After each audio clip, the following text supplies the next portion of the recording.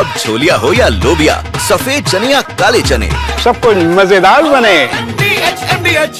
और हर्षिल जाने वाली मुख्य सड़क का एक बड़ा हिस्सा भी टूट चुका है। एनडीआरएफ, एसडीआरएफ और आईटीबीपी की टीमें रास्ते में फंसी हैं, जिससे लोगों को रेस्क्यू करने में भी परेशानी आ रही है।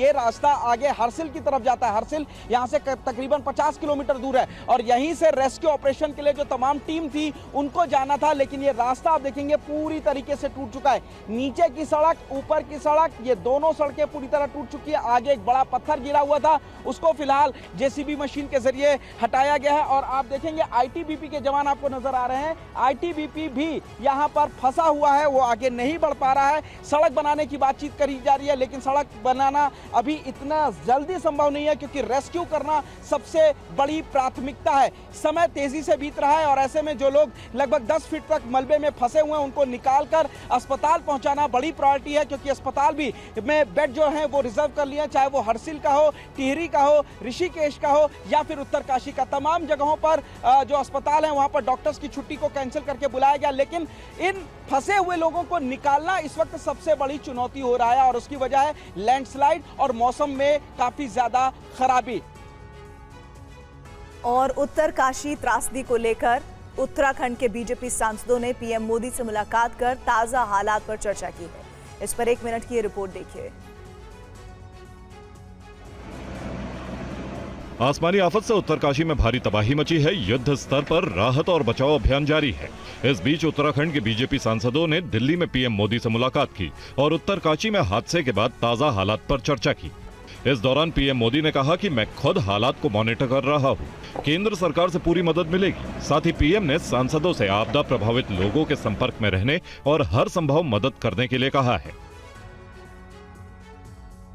पीएम से मुलाकात करने वाले सांसदों में अनिल बलूनी, राज्य लक्ष्मी शाह, अजय भट्ट, त्रिवेंद्र सिंह रावत शामिल थे। इसके बाद सांसदों ने गृह मंत्री अमित शाह से भी मुलाकात की।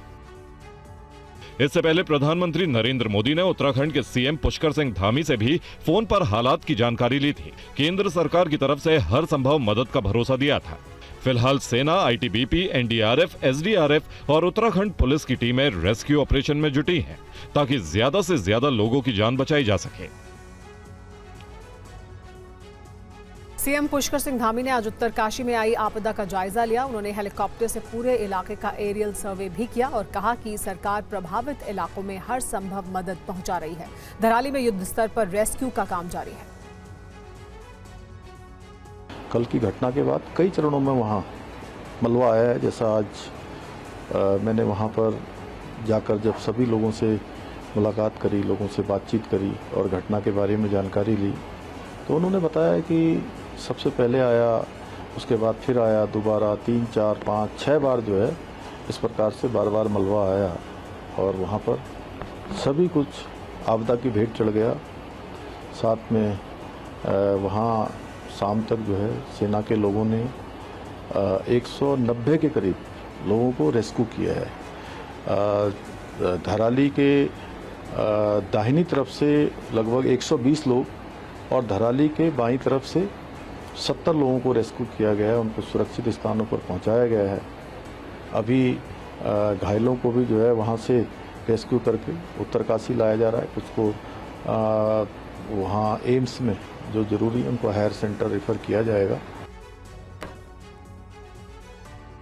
और उत्तराखंड में भागीरथी नदी उफान पर है। फ्लैश फ्लड के साथ आया मलबा नदी में बह रहा है।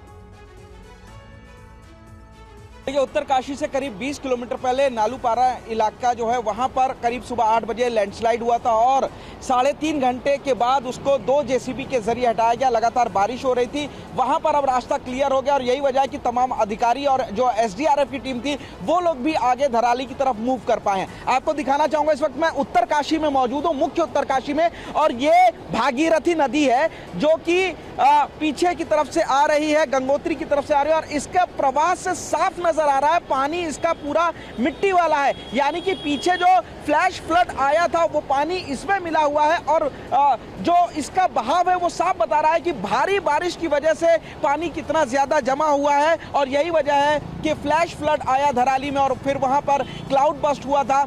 अपने साथ बहा कर ले गया, जिसमें 4 लोग मर गए। अभी भी वहां पर करीब 70 लोग लापता हैं। और गनीमत इस बात की है कि एक बार फिर आर्मी के जवान वहां पर तारनहार बन के आए थे और उन्होंने 150 से ज्यादा लोगों को जान बचाई, उनको सही सलामत सही जगह पर रेस्क्यू करके पहुंचाया है।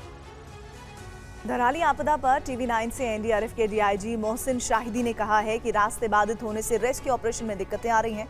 तो हर्षिल में सेना के 11 जवान लापता हैं। बादल फटा या ग्लेशियर आउटबर्स्ट हुआ है, ये एक अभी समीक्षा का विषय है। जो एक्सपर्ट्स हैं वो अभी इसका आकलन करेंगे और अपना डिसीजन देंगे। इस पर मैं अभी फ़िलहाल टिप्पणी नहीं कर सकता हूँ। इस कारण जो डिज़ास्टर हुआ है वो बेसिकली बड़े एरिया में इसमें फैला हुआ है। लैंड्स जो मड हौसला का आया है, तकरीबन 50 से ज़्यादा जो मकान हैं वो बह गए हैं। उसमें शॉप्स थी, होम स्टे था, रेजिडेंशियल कॉम्प्लेक्स था। तो इसमें जो अभी इंफॉर्मेशन आ रही है उसमें 50 से ज़्यादा लोग मिसिंग बताए जा रहे हैं और 40 से 50 घर जो हैं वो तकरीबन डैमेज हो गए हैं पूरी तरह से। तो ये एक बड़ा ऑपरेशन है जिसमें कुछ समय लगेगा। देखिए 3 टीमें हमारी बाई रोड मूवमेंट कर रही हैं, पहुंचने वाली हैं, और 2 टीमें हमारी एयरपोर्ट पर रखी गई हैं, वो एयरलिफ्ट करने के लिए। ये भी प्रक्रिया चल रही है। अभी थोड़ा मौसम अभी जो है वो थोड़ा बाधित है, जिस वजह से एयरलिफ्ट नहीं हो पा रहा है। धराली में इस वक्त क्या हाल है, आपको तस्वीरों के जरिए दिखाते हैं। पूरा इलाका मलबे में दबा हुआ है, राहत और बचाव का काम जारी है। पानी का प्रलय आया था, हाड़ का जर्रा जर्रा थर्रा उठा था, मौत घुर्रा रही थी।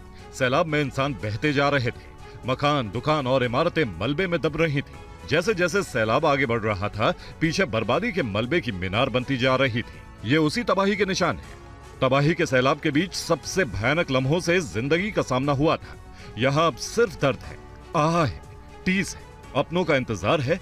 मलबा लाशें उगल रहा है। अब तक अलग अलग जगहों से कई लाशें निकल चुकी हैं और ये गिनती जारी है। मलबे और बर्बादी के बीच यहाँ जिंदगी की खोज चल रही है। मलबे के प्रहार से सड़कों के नामो निशान मिट चुके हैं, गलियां भी मिट चुकी हैं। मलबे में दबकर घर तबाह हुए हैं। मकानों की बर्बादी का मंजर देखकर दिल बैठ रहा है, कलेजा पसीज रहा है, आंखें नम हो रही हैं। एक एक तस्वीर यहाँ ये प्रकृति की चित्कार है, झल्लाहट है, गुस्सा है, और गुस्से के आवेग में अपना अस्तित्व खोती कई जाने हैं। बहती हुई इस तबाही के रास्ते में जो आया वो उसका ग्रास बन गया। मकान, दुकान, मंदिर, स्कूल पर उसने अपना प्रहार किया। जो इसकी आहट पहचान गया वो बच गया। जिसके पास ये दबे पांव आई वो कहां गया कोई नहीं जानता। अब छोलिया हो या लोबिया, सफेद चने या काले चने, सब कुछ मजेदार बने।